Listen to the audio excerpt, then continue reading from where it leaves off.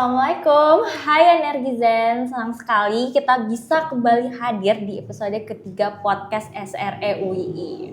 Perkenalkan, aku Caca sebagai moderator di episode kali ini. Di episode kali ini kita akan membahas topik yang mungkin masih terdengar asing bagi sebagian orang, tapi sebenarnya sangat penting dalam mendukung efisiensi dan keberlanjutan industri energi, yaitu Enterprise Research Planning atau yang biasa disingkat dengan ERP. Untuk membahas topik kali ini seputar ERP dalam perusahaan renewable energy, tentunya aku nggak sendirian. Aku bersama Mas Zahid. Halo Mas Zahid. Halo teman-teman semuanya. Nah, oke. Mas Zahid ini merupakan mahasiswa Teknik Industri UII dan bagian dari pengurus SRE UII yang menjabat sebagai koordinator divisi finance ya, Mas. Dan juga menjadi salah satu koordinator asisten laboratorium, yaitu laboratorium ERP yang ada di Teknik Industri UII. Nah, teman-teman, dari background Mas Zahid sendiri ini kan sangat relevan kan dengan topik pembahasan kita pada hari ini. Dari Mas Zahid udah siap belum untuk sharing ke teman-teman Energizen yang nonton episode kali ini? Pastinya siap dong. Nah, kira-kira gimana sistem ERP bisa membantu perusahaan energi terbarukan bekerja lebih optimal dan berkelanjutan? Atau apa saja nih tantangan dan peluangnya? Yuk simak obrolan serunya bareng narasumber kita hari ini. Oke, mungkin masuk pertanyaan pertama nih Mas. Kan Mas Zahid sendiri merupakan mahasiswa teknik industri. Nah, menurut Mas Zahid, kira-kira peran mahasiswa teknik industri dalam pengembangan energi terbarukan itu seperti apa sih, Mas? Oke, kalau menurutku pribadi ya, jadi untuk peran dan juga fungsi mahasiswa teknik industri, apalagi di sektor energi terbarukan, itu kan kalau kita tahu teknik industri itu ada 3 fokus ya. Yang pertama ergonomi, yang kedua sistem produksi dan juga supply chain management, yang ketiga ada manajemen industri and operational research. Nah, dari ketiga itu kalau bisa kita elaborasi lebih jauh, itu bisa lebih berkaitan sama energi terbarukan juga. Jadi kita ambil contoh satu, yaitu sistem produksi dan juga supply chain management. Nah, namanya kalau misal kita ngomong-ngomong masalah perusahaan renewable energy, itu pasti ada yang namanya produksi atau produksi energi itu sendiri, yang nantinya bakal dijual atau disuplai ke tempat lain. Dan juga sistem supply chain-nya atau sistem rantai pasoknya itu bisa dikelola sedemikian rupa. Dan juga yang kedua ada ergonomi. Nah, ergonomi itu juga sangat berkaitan. Karena kita di ergonomi itu membicarakan tentang postur kerja dan juga bagaimana penataan alat-alat ataupun lokasi-lokasi peralatan yang sesuai dengan kebutuhan dari pekerja yang mungkin bekerja di perusahaan renewable energy. Nah, lalu yang ketiga ada manajemen industri and operational research. Itu biasanya lebih berkaitan sama sistem informasi manajemen atau berkaitan dengan data-data. Nah, nanti biasanya perusahaan renewable energy itu juga bisa riset-riset tentang data-data dari energi terbarukan yang ada di Indonesia, bahkan di luar negeri juga. Dan juga di manajemen industri itu juga ada tuh salah satu ilmu yang namanya Enterprise Resource Planning.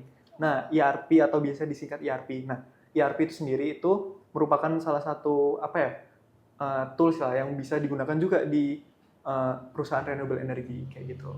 Oke, berarti dari kalau penjelasan Mas Zahid sendiri sebenarnya dari sebagai mahasiswa teknik industri itu kita sangat berkesinambungan lah dengan pengembangan energi terbarukan ya. Sama tadi aku sempat dengar kayak Mas Zahid menyebutkan kalau kita mempelajari terkait ERP sendiri ya. Tadi Mas Zahid juga udah jelasin ERP sendiri itu apa. Nah, kalau dari Mas Zahid sendiri, gimana sih awalnya Mas Zahid mengenal ERP itu sebelumnya seperti apa? Oke, pertama kali mengenal ERP tentunya di laboratorium ERP. Kan sebelumnya juga saya join laboratorium itu untuk ingin tertarik lah dengan keilmuan ERP itu sendiri, yang mana itu satu hal yang pas aku masuk kuliah, apalagi semester 2 itu nggak tahu itu apa. Soalnya emang namanya aneh gitu. Nah, pas lama-kelamaan belajar lebih jauh, oh ternyata itu kepanjangannya Enterprise Resource Planning. Enterprise itu kan artinya perusahaan. Oh, berarti ternyata ini merupakan salah satu metode yang buat atau sistem yang buat membantu perusahaan itu mengelola sumber dayanya seperti itu. Nah, kalau misal kita ngomongin masalah ERP itu sendiri itu sebenarnya biasanya itu dalam bentuk sistem digital. Tapi biasanya kalau misal perusahaan-perusahaan masih kecil ataupun perusahaan renewable energy sekalipun, kalau memang skalanya masih kecil, itu biasanya masih nggak apa-apa kalau misal menerapkan ERP itu secara manual. Intinya kalau misal ada yang namanya supply chain management tentunya di dalam suatu perusahaan, baik itu skala kecil ataupun besar, itu pasti ada kaitannya dengan sistem ERP yang menunjang proses alur bisnisnya mereka seperti itu. Oke, berarti sebenarnya dari awal pun Mas Zahid ini belum kenal juga, masih asing lah sama ERP sampai akhirnya Mas Zahid dengan pengalaman itu mulai mengenal ERP sendiri seperti apa ke depannya dan kayak untuk UMKM, usaha-usaha kecil itu bisa menerapkan ERP sendiri itu secara manual gitu ya.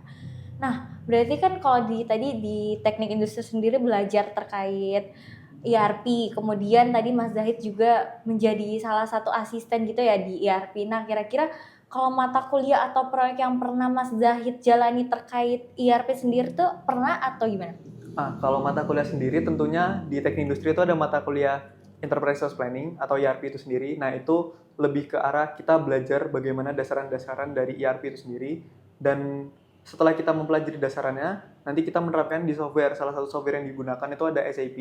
Nah, SAP itu sendiri merupakan salah satu software yang tertua juga. Dan itu bisa kita pelajari di mata kuliah ERP itu sendiri. Nah, yang awalnya mata kuliah ERP itu awalnya aku nggak tahu dan sekarang bisa jadi tahu gitu kan. Nah, itu karena lebih ke arah karena aku juga tertarik di ranah situ. Dan kalau tentang proyek-proyek atau mungkin tugas besar juga ya, itu yang pernah aku kerjain itu bukan ada hubungannya sih, nggak ada hubungannya sama renewable energy, cuman masih lebih ke arah UMKM sih biasanya, masih dengan skala UMKM. Nah, makanya tuh sebenarnya aku kalau misal ngomongin ERP di renewable energy itu masih agak jarang lah di apa ya di kepalaku itu denger riset-riset ataupun inovasi yang ada di bidang ERP itu buat perusahaan renewable energy seperti itu. Berarti sebenarnya kalau dari Mas Zahid itu udah sering lah proyek-proyek terkait ERP tapi masih yang di skala kecil atau UMKM seperti itu ya. Dan masa masih jarang kalau mendengar gimana sih ERP dalam bidang industri sendiri atau di perusahaan-perusahaan. Nah, mungkin kita akan bahas di next pertanyaan selanjutnya, kira-kira gimana sih ternyata peran ERP kalau dari pengalaman Mas Zahid itu masih dalam UMKM aja nih, kalau dalam renewable energy ERP itu seperti apa? Oke, mungkin karena tadi pengalaman dari Mas Zahid sendiri terkait proyek di ERP sendiri tuh masih dalam skala kecil yang UMKM ya. Nah, untuk misal nih, mungkin Mas ada informasi atau bisa sharing-sharing ke netizen yang nonton, kira-kira apa sih fungsi ERP secara umum dalam dunia industri dan mengapa perusahaan EBT itu perlu menggunakan sistem ERP? Oke, jadi sebenarnya ERP secara umum itu, kan ERP itu kepanjangannya Enterprise Resource Planning, di mana merupakan salah satu tools atau sistem digital yang dia itu mengintegrasikan seluruh elemen yang ada di perusahaan. Nah, yang kalau misal kita ngomongin seluruh elemen itu bisa mulai dari material, terus ada mesin, habis itu ada manusia dan juga beberapa hal-hal penunjang lainnya seperti customer dan lain-lain. Nah, itu diintegrasikan di dalam satu sistem atau satu platform yang mana itu benar-benar itu bisa diakses secara real time. Nah, kalau misalnya kita ngomongin masalah real time, itu berarti kan tidak ada data yang dia istilahnya itu kalau real time itu kan nggak ada data yang nyangkut gitu di sebelum-sebelumnya. Contoh kalau misal nih, aku sebagai departemen produksi itu lagi habis produksi, misal nih di perusahaan renewable energy itu habis produksi tentang habis ngolah tentang apa ya pembangkit listrik gitu kan, lagi ngolah. Nah, itu datanya itu bisa dimasukkan ke suatu sistem. Nah, di sistem itu bisa dibantu juga dengan software. Kalau misal di software ERP itu bisa dimasukin ke situ. Nah, orang yang ada di departemen lainnya itu bisa mengaksesnya secara real time juga. Jadi teman-teman ataupun perusahaan-perusahaan yang memang mau itu skalanya kecil ataupun besar itu nggak perlu saling tunggu gitu untuk mau mengecek transparansi satu sama lain. Lebih ke intinya itu lebih ke transparansi sih dari semua elemen pekerjaan perusahaan seperti itu. Nah, kalau misal ngomongin kenapa pentingnya di renewable energy, kalau menurutku itu penting banget ya karena dari aku sendiri kan memang belum terlalu banyak dengar riset-riset tentang ERP yang ada diterapkan di perusahaan renewable energy. Nah, kalau misal penerapan ERP itu sendiri di perusahaan renewable energy itu sangat-sangat membantu sih tentunya. Karena apa? Karena kita tahu kalau misal perusahaan renewable energy itu kan juga perputaran dari produksi ataupun material dan supply yang lainnya itu kan sangat-sangat padat juga ya, meskipun nggak sepadat kalau kita ngomongin FMCG atau perusahaan-perusahaan lain gitu kan. Cuman itu juga merupakan salah satu potensi juga ERP itu bisa diterapkan untuk supaya intinya perusahaan renewable energy itu juga udah punya pasar yang benar-benar tertarget di Indonesia gitu. Kalau kita ngomongin perusahaan renewable energy di luar negeri kan udah banyak tuh yang udah punya targetnya di masing-masing negara. Nah di Indonesia itu kadang masih belum ada target-target di daerah, apalagi daerah-daerah terpencil gitu kan. Kalau misal ngomongin daerah 3T atau kepulauan yang jauh dari Pulau Jawa gitu kan, itu kan banyak yang masih belum terjangkau juga. Kalau misal kita ngomongin tambang mah, tambang masih udah banyak gitu meskipun di Papua, di Nusa Tenggara itu banyak. Tapi kalau tentang perusahaan renewable energy yang bisa dimanfaatkan di situ itu masih sedikit kayak gitu. Oke, berarti sebenarnya penting banget ya menerapkan sistem ERP sendiri di dalam perusahaan EBT ya, karena misalnya bisa membantu secara real time dari kayak sistemnya tuh lebih transparansi juga ya. Oke, kalau dari proses atau fungsi bisnisnya utama dalam industri renewable energy itu yang bisa dikelola dalam ERP itu apa sih dari menerapkan ERP-nya, Mas? Oke, kalau misal kita ngomongin perusahaan ya, perusahaan renewable energy itu kan yang pertama kalau misal perusahaan itu intinya core-nya ada di finance atau keuangan. Nah, pertama kalau misal kita tahu keuangannya perusahaan itu udah benar-benar optimal dan dikelola dengan baik, itu tentunya pasti akan berdampak langsung juga sama produksi, sales, dan juga material yang datang seperti itu. Dan juga sumber daya manusianya juga tentu juga diperhatikan. Nah, apalagi kalau misal ngomongin proses bisnis di ERP yang ada hubungan dengan renewable energy, kita tahu kalau misal renewable energy itu kan perusahaan-perusahaan yang fokusnya di energi terbarukan yang mana itu perputarannya dan juga supply, lebih ke supply sih kalau aku ngelihatnya tuh renewable energy itu, dan juga mungkin customer-nya itu masih belum terlalu belum terlalu tersegmentasi gitu, meskipun udah ada gitu kan, dan mungkin perfokusnya itu baru di Pulau Jawa. Nah, fungsinya proses bisnis itu sendiri supaya memudahkan juga, kita tahu alur dari awal yang mana dari pertama itu kita tahu ada sales ataupun customer yang kita notabene pemerintah lah. Pemerintah kan pasti pengen misal contoh listrik bisa lebih murah gitu kan dengan adanya renewable energy. Nah, bisa disuplai dengan pemerintah. Jadi bisa kolaborasi atau terintegrasi dengan pemerintah juga. Nah, dengan adanya fokus ke situ kan lebih enak tuh. Kita ngelihat kalau pemerintah bakal memberikan feedback lah ke perusahaan renewable energy itu sendiri, dan nanti suplai materialnya itu bisa terkelola dengan baik seiring dengan udah tahu tuh customer-nya itu siapa. Nah, nanti masalah terkait material dan juga produksi energi baru terbarukannya bisa sejalan dengan apa yang diminta oleh customer itu sendiri. Seperti itu sih. Berarti benar-benar kayak sangat membantu lah ya sebenarnya kayak dari ERP sendiri karena proses bisnisnya. Nah, tapi kalau misalnya kan tentunya dengan ERP ini kan tadi secara real time membantu proses bisnisnya berjalan lebih baik lagi ke depannya. Nah, kalau dalam lebih efisien gitu gimana sebenarnya kayak membantu perusahaan energi menjadi lebih efisien dengan berkelanjutan dari sistem ERP-nya seperti apa? Oke, kalau misal ngomongin efisiensi itu tentunya pasti ya. Efisiensi itu nggak perlu masalah uang, nggak perlu efisiensi anggaran aja, tapi juga tentang efisiensi waktu. Waktu itu juga paling penting, apalagi kalau misal kita tahu misal produksi renewable energy itu kan di Indonesia juga masih sangat terbatas. Kayak misal energi surya aja harus nunggu panas yang bener-bener ini. Kalau misal mendung terus kan juga repot gitu kan. Nah, itu kan masalah waktu itu juga bener-bener harus diperhitungkan di situ. Terus habis itu masalah waktu, balik lagi kita ngomongin biaya juga, dan juga sumber daya manusia tentunya. Nah, itu juga bisa benar-benar dikelola. Kalau misal perusahaan itu dia ngasih pekerja itu terlalu banyak kan juga tentunya itu kayak rada-rada pasti ini pekerja banyak tapi yang dikerjain tuh apa nggak tahu gitu kan. Nah, itu kan juga malah nggak kelihatan gitu kan. Jam kerja yang jelas, terus habis itu job yang jelas, batasan-batasan kerjanya itu juga nggak jelas gitu kan. Nah, itu tentunya juga membuat bantuan efisiensi itu juga. Mungkin kalau misal masalah efisiensi biaya, itu sekiranya kalau mengadopsi software ERP itu sendiri itu juga nggak murah ya. Cuman kalau misal ada yang lebih murah itu kalau misal kita tahu itu namanya Odoo, ataupun kalau misal lebih lebih simpel-simpel lagi mau diintegrasiin tuh bisa pakai Excel yang lewat link ataupun spreadsheet. Nah, itu juga bisa spreadsheet digabungin sama Google Form. Nah, itu bisa diotak-atik di situ. Ya, bisa jadi sistem ERP kayak gitu. Oke, berarti sebenarnya ternyata kayak kalau dari penjelasan Mas Zat sendiri pun dari Excel terus integrasi sama yang lain itu termasuk dalam sistem ERP sendiri ya. Mungkin karena kita taunya mungkin sistem ERP itu yang ribet, mahal, tapi sebenarnya kalau kita menerapkan sistem ERP itu dari hal-hal kecil itu udah menjadi bagian dari sistem ERP yang sangat membantu. Karena pun bukan cuma dari efisiensi biaya, karena kita bisa dari sumber dayanya dan secara operasionalnya kan.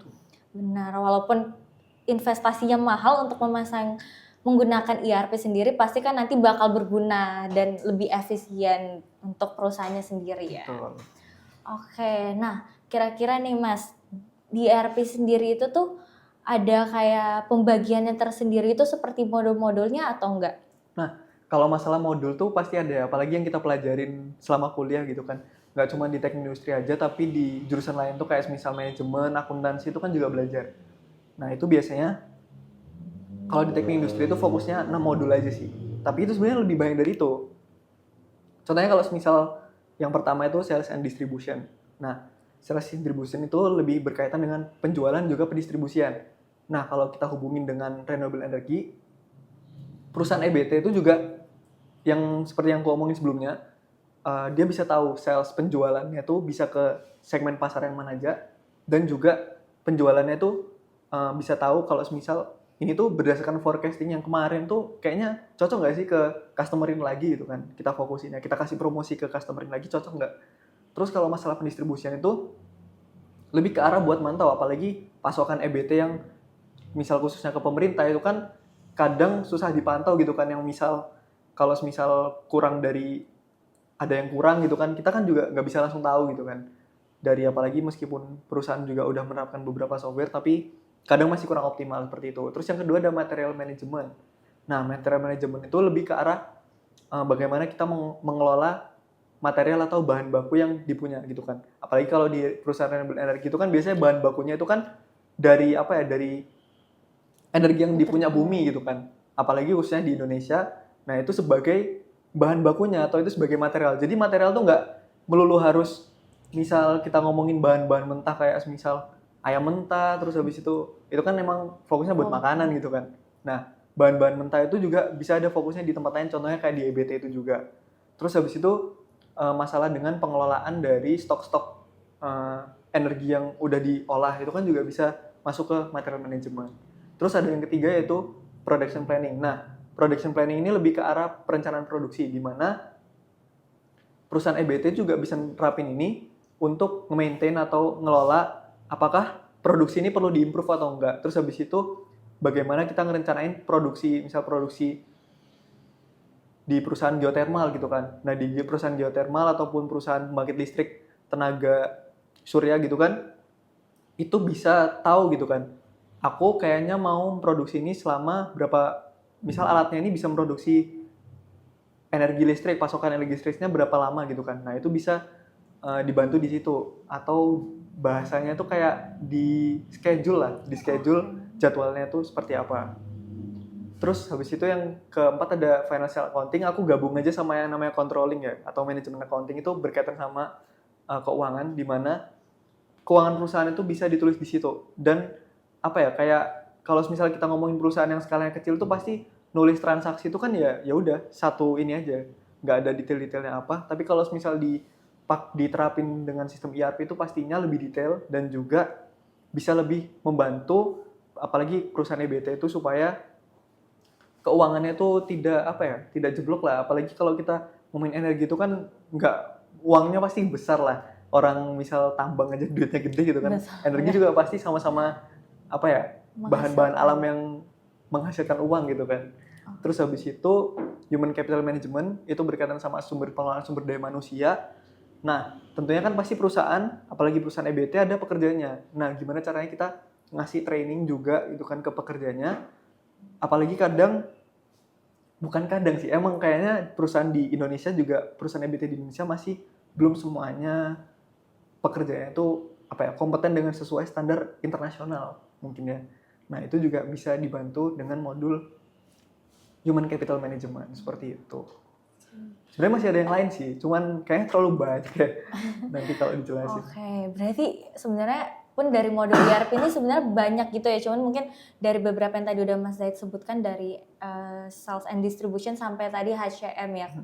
Nah itu tuh berarti saling terintegrasi. Nah apakah kalau di perusahaan itu harus mengadopsi satu modul aja atau semua modul gitu Mas? Sebenarnya kalau mengadopsi modul itu bisa satu modul aja. Karena apa? Karena itu sesuai kebutuhan. Jadi kadang ada perusahaan yang, oh aku kayaknya ada masalah di bagian keuangan. Ya udah, adopsinya di keuangan aja. Kalau misal dia nggak harus melulu tentang masalah sih. Misal dia pengen mengefisiensi di bagian sumber daya manusia. Nah dia bakal ngadopsi di human capital management-nya seperti itu, sesuai kebutuhan. Berarti sebenarnya kembali lagi ya ke perusahaan itu butuhnya bagian apa yang mau diperbaiki dan menerapkan, jadi disesuaikan menerapkan dari modul-modul apa. Nah kalau semisal untuk perusahaan energi untuk di bidang operasionalnya, kira-kira modul ERP apa nih yang paling tepat atau paling krusial? Oke, kalau misal operasional sih yang pertama pasti financial accounting, itu yang udah primer banget. Dan juga itu berkaitan sama uang, itu pasti kalau orang udah ngomongin uang itu pasti sensitif ya. Ya krusial Ya, kalau krusial udah banget uang. gitu kan. Terus habis itu ada material management. Nah itu kenapa material management? Karena kan material management hubungannya sama pasokan bahan baku. Nah perusahaan EBT itu pastinya kan bahan bakunya bener-bener dari bahan-bahan alam, meskipun itu wujudnya kadang nggak bisa dipegang ataupun apapun itu gitu kan. Tapi kan ada gitu kan bahan bakunya yang bakal bisa diolah. Terus masuk ke production planning. Nah, itu berkaitan sama yang tadi proses produksi, gimana cara ngolah produksinya, berapa lama, di schedulingnya seperti apa, kayak gitu. Terus habis itu yang perusahaan yang mengadopsi human capital management itu juga biasanya bakal membantu pekerja-pekerjanya itu bisa dapat training ataupun pelatihan yang lebih baik lagi lah dari sebelum-sebelumnya. Kalau kita ngomongin training itu pasti kan beberapa tahap juga gitu kan, dan juga pasti ada ilmu yang bisa didapatkan. Nah terus baru ke sales and distribution. Nah sales and distribution itu sebenarnya nggak harus ada banget gitu kan, tapi itu cuman pengen tahu aja sih penjualannya seperti apa, seperti itu sih. Berarti sebenarnya kalau dari yang tadi Mas Zat udah jelasin juga, yang paling krusial ya tentunya yang pertama itu finance atau accounting ya, karena ya apalagi kalau dibutuhkan dibalikin itu ujung-ujungnya tentang keuangan, itu hal yang sensitif tadi katakan dari udah Mas Zat jelasin. Terus material management, karena ya kita membutuhkan bahan baku yang udah seperti pertama kali tadi Mas Zat jelasin ya. Oke, berarti sebenarnya kalau diurutin berarti dari finance-nya, kemudian material manajemennya, production planning-nya, karena kan pasti kita akan memproduksi itu kan dari yang material udah kita punya, terus nanti ke HCM-nya dan ke sales distribution-nya ya. Oke, nah Mas, kalau misalnya bagaimana kalau di modul inventory atau yang supply chain itu dapat membantu mengelola bahan-bahan teknologi energi terbarukan?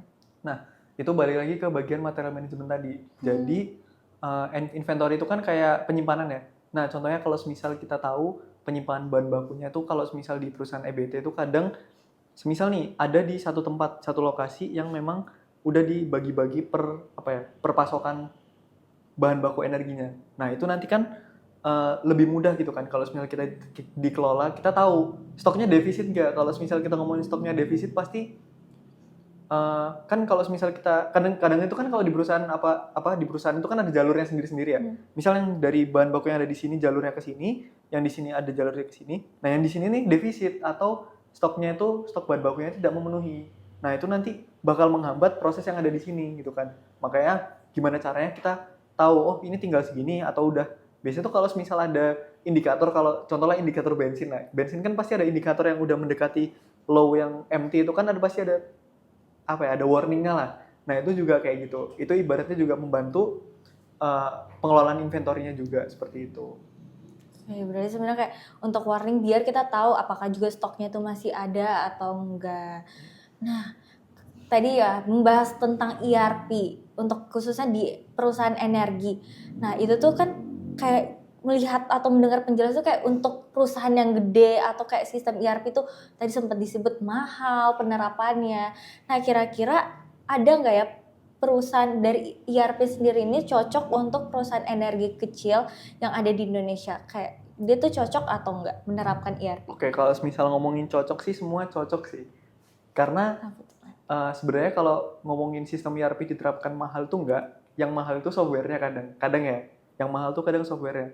Tapi itu memang sesuai dengan apa yang ditawarkan gitu. Tapi software yang apa ya, yang istilahnya tuh free atau open base yang bisa diakses semuanya itu juga udah oke lah untuk membantu perusahaan yang mau menerapkan itu. Dan juga ERP itu kalau kita terapin di perusahaan EBT itu kan juga nggak harus melulu tentang satu-satu modul aja, tapi bisa buat semuanya. Terus tadi pertanyaan selanjutnya apa?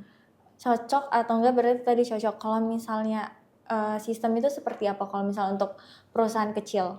Nah, Energi. kalau misal untuk perusahaan kecil biasanya kalau sebagai dasar tuh ya, perusahaan kecil kan biasanya paling juga pakai Excel, terus juga Google Form dan lain-lain itu kan. Nah, itu tuh juga bisa dimanfaatkan gitu kan untuk perusahaan-perusahaan yang mungkin perusahaan energi terbarukan yang kecil. Nah, dengan Excel ataupun kalau sekarang kita pakai biasanya spreadsheet kan. Nah, spreadsheet itu juga bisa dikoneksiin gitu kan antar sheet dan juga dengan kerjaan-kerjaan yang lainnya yang ada di beberapa aplikasi lainnya. Kecuali kalau emang perusahaannya niat banget dan pengen ngedesain interface-nya sendiri itu juga bisa. Soalnya kan kadang kita ngomongin interface itu kan bisa didesain sendiri, kita sesuai kebutuhannya kita maunya apa gitu kan. Nah, kalau misal itu skalanya udah besar, itu nanti biasanya orang bakal nge-hire konsultan. Buat apa? Buat ngebantu untuk ngotak-atik sistemnya mereka. Ini kayaknya ada yang salah di sini. Ntar konsultannya bakal ngotak-atik yang bagian sini gitu kan. Misal di perusahaan EBT di bagian materialnya ada yang error gitu kan. Nah, nanti diotak-atik sama orang pihak ketiga.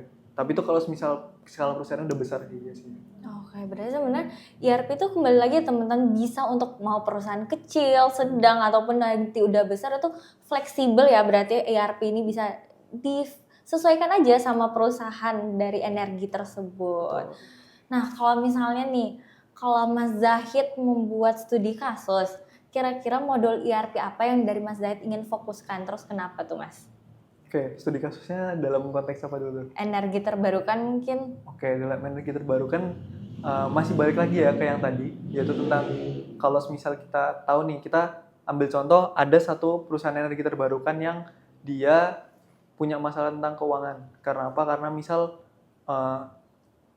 bahan baku yang dia dapatkan atau dia kadang misal perusahaannya impor gitu kan dari luar negeri bahan bakunya.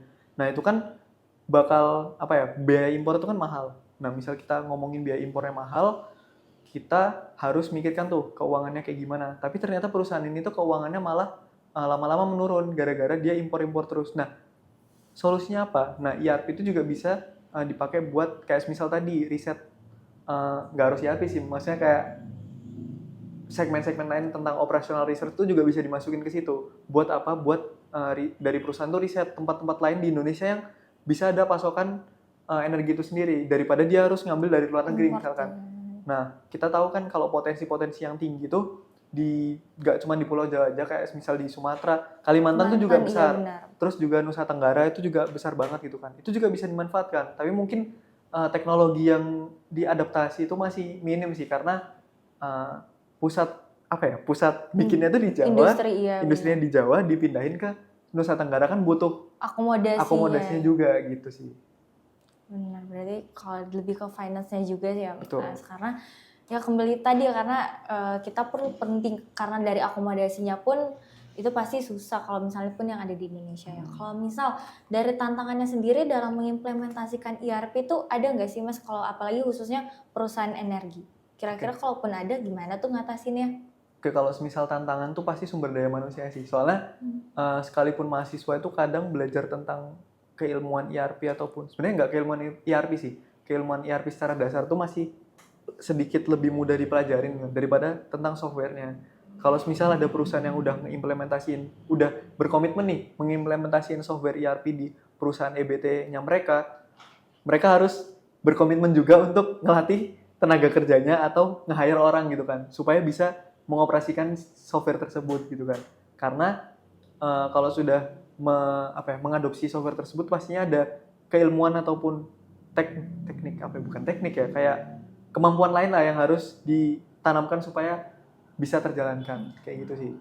Oke, berarti sebenarnya kita harus lebih meng-highlight ke sumber dayanya yang ada ya, karena misalkan bagi beberapa orang ERP sendiri itu kan masih asing ya, dan jadi kalau misalnya pun udah diterapkan, apalagi kalau udah dikolaborasi juga diintegrasiin sama energi terbarukan itu lebih ribet terdengarnya ya Mas. Jadi benar-benar kita harus lebih training lagi dari perusahaan, komitmen untuk terus training untuk sumber-sumber dayanya ya. Oke nih Mas, mungkin udah mau menutupi pertanyaan-pertanyaan akhir dari podcast kali ini. Nah, kalau dari Mas Zaid sendiri, kira-kira ada nggak harapan untuk masa depan energi terbarukan di Indonesia? Oke, harapannya sih kalau berhubung lagi ya sama konteks ERP tadi, aku harapannya sih di Indonesia banyak perusahaan EBT yang bakal nerapin sistem ERP itu sendiri secara apa ya? Nggak cuman kayak apa ya, nerapin tapi nggak dipublish secara luas gitu kan.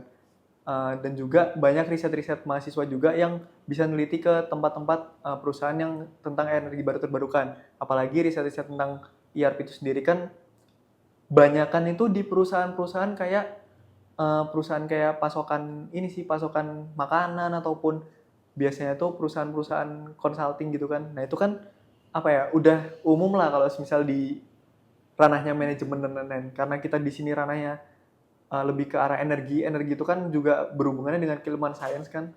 Nah itu juga apa ya, diharapkan riset-riset yang berhubungan sama ERP itu juga diperbanyak dan juga penerapannya juga banyak diimplementasikan juga di perusahaan-perusahaan EBT lainnya.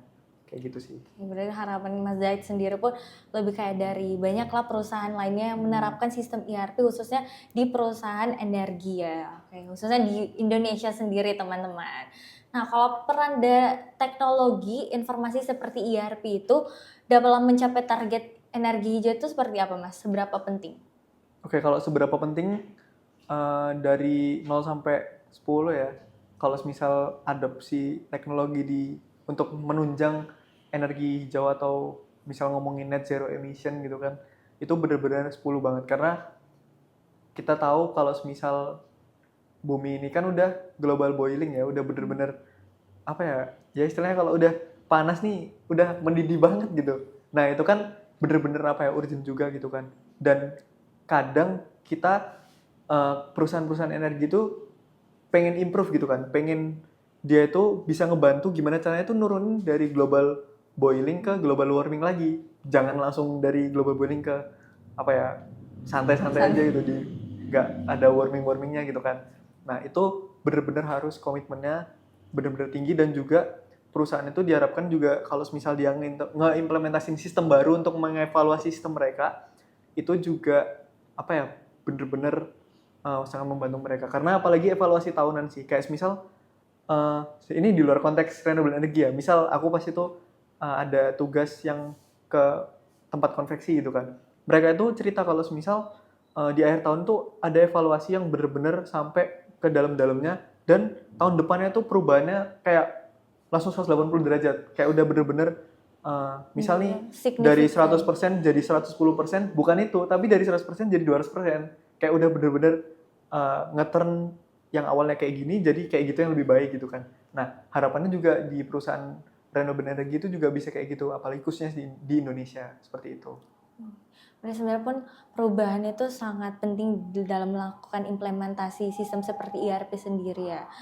Nah, mungkin pesan untuk mahasiswa atau teman-teman Energy Zen yang nonton nih, kira-kira pesannya apa untuk biar mereka tuh lebih peduli dengan efisiensi dan energi bersih, Mas? Oke, terkait energi ya, kan kalau kita tahu kadang contohnya di UI pun itu yang fokusnya ke energi itu masih beberapa, kalau ngomongin fakultas tuh masih beberapa fakultas saja dan belum menyeluruh ke satu UI gitu kan. Nah kalau misal aku bakal ngasih pesan ke teman-teman, jangan apa ya, kayak jangan sampai di sini aja gitu. Kalau misal pemikiran tentang oh aku jurusan ini, oh ya udah aku mikirin ini aja, jangan. Tapi teman-teman juga harus aware ke teman-teman lain. Kayak misal kita di jurusan, salah satunya jurusan teknik industri gitu kan, kita nggak cuman jangan cuman fokusnya ke teknik industri aja, tapi kita fokusin juga ke jurusan-jurusan lain yang kali aja ini tuh ada ilmunya juga buat kita gitu kan. Nah itu teman-teman banyak-banyak explore, dan juga pasti nih teman-teman kadang nih kalau misal teman-teman ikut forum ataupun ikut kegiatan-kegiatan sama orang luar, itu pasti kadang ada pertanyaan-pertanyaan aneh gitu kan yang tiba-tiba muncul dan di luar konteks teman-teman gitu kan. Daripada teman-teman nih malu nggak bisa jawab gitu kan, mending teman-teman nyari-nyari info sebelumnya itu, sering baca-baca ataupun nyari-nyari, buka-buka YouTube, buka TikTok, ini nggak apa-apa gitu kan. Nah ini tiba-tiba ada gitu kan berita-berita tentang EBT mungkin. Nah itu nanti bisa jadi insight baru juga buat teman-teman seperti itu. Oke, berarti buat teman-teman pesan-pesan Energizen yang nonton, berarti sebenarnya kalaupun kita sebagai mahasiswa ini jangan cuma terpaku kepada jurusan apapun yang dipelajarin di perkuliahan ya. Jadi maksudnya kayak kita lebih mandiri, lebih aware lagi terhadap sekeliling kita untuk lebih mencari informasi-informasinya. Nah, mungkin itu sebagai penutup pertanyaan untuk podcast kali ini, teman-teman.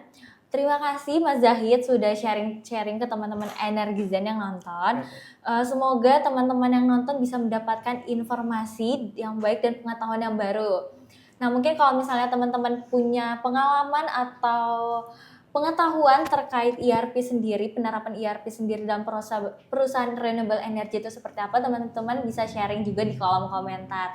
Mungkin itu aja ya Mas untuk sesi podcast kali ini. Terima kasih lagi Mas untuk sudah menyempatkan diri untuk berbagi dan sharing-sharing ilmunya ya Mas. Sekian, sampai jumpa lagi Energizen.